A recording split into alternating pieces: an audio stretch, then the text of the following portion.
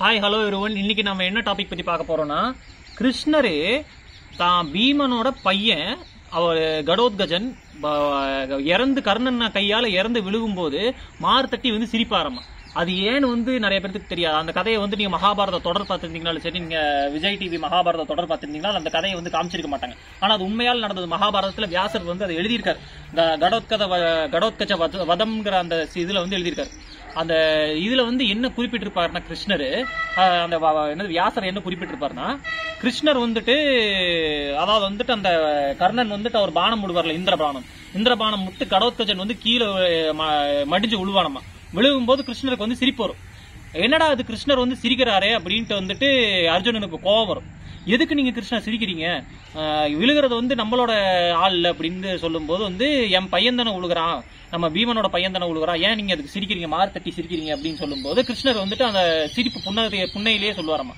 அர்ஜுனா, நீ பாசம் உன் கண்ணை மறைக்குது. கடோத்கஜ எவ்வளவு மோசமானவங்கிற நீ மறந்துட்ட. அவன் அசுர குலத்துல பிறந்தவன். அவனோட புத்தி அவனையும் விடல, ஒரு அசுரனோட புத்தி அவனையும் விடல. அவன் பாரு, எத்தனையோ யஜ்யங்களை பங்கம் பண்ணிருக்கிறான், எத்தனையோ பிராமணர்களை கொண்டிருக்கிறான், எத்தனையோ உண்மையான தபஸ்விகளை கொண்டிருக்கிறான். அவனுக்கு உண்மையை சொல்ல போனோம்னா அவனை நானே என் கையால கொண்டிருக்கணும். போர் முடிஞ்சோடனே நானே என் கையால கொண்டிருக்க ஒரு சூழ்நிலை வந்திருக்கும்.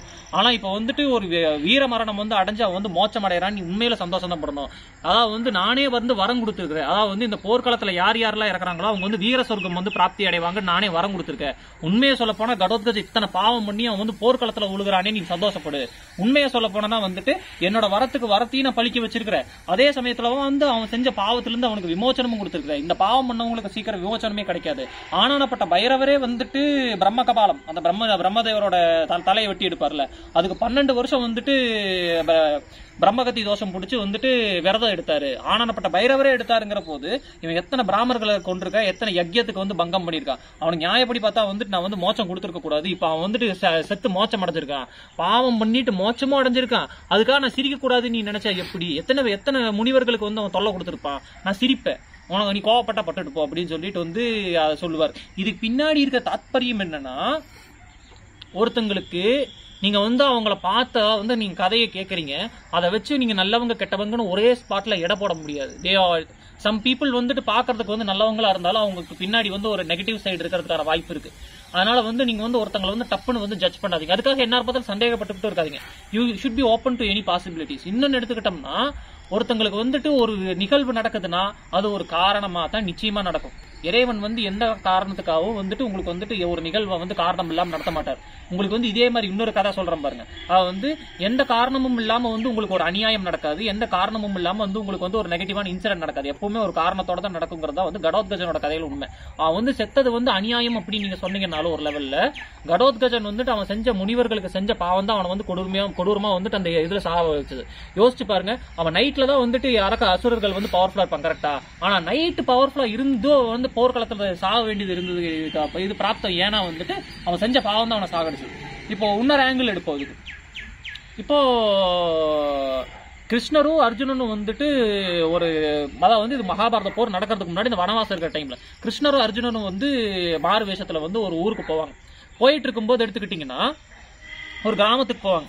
ஒரு கிராமத்துக்கு போகும்போது ஒரு முனிவர்ங்கிற பாருங்க, ஒரு பணக்காரன் வீட்டுக்கு போய் எனக்கு தங்கறதுக்கு அடைக்கலம் கொடுங்கன்னு சொல்லும் போது அவன் என்ன பண்ணுவான், அந்த பணக்காரன் அங்க ஒரு ஓலக்கொட்டாய் இருக்கு, ஒரு பழைய ஓலக்கொட்டாய் இருக்கு, அங்க போய் தங்கிக்க அப்படின்ட்டுருவாங்க. அங்க போய் தங்குனா அவன் நடத்துற விதம், அவன் நடத்துற இது, அவன் பேச்சு நடை எதுவுமே செய்யாது ஒரு அகங்காரம் இருக்கும், பணக்காரங்கிற அகங்காரம் இருக்கும். அதனால கிருஷ்ணர் பாப்பாரு. பார்த்துட்டு என்ன பண்ணுவாருன்னா, அவனுக்கு அந்த இடத்தோட கூரை இடிஞ்சு விழுகிற மாதிரி ஒரு விஷயம் பண்ணுவார். ஓகேவா? அந்த கூரை இடிஞ்சு விழுகும் போது என்னன்னா அவன் அந்த கூரையை மாத்த வேண்டியதா இருக்கும்.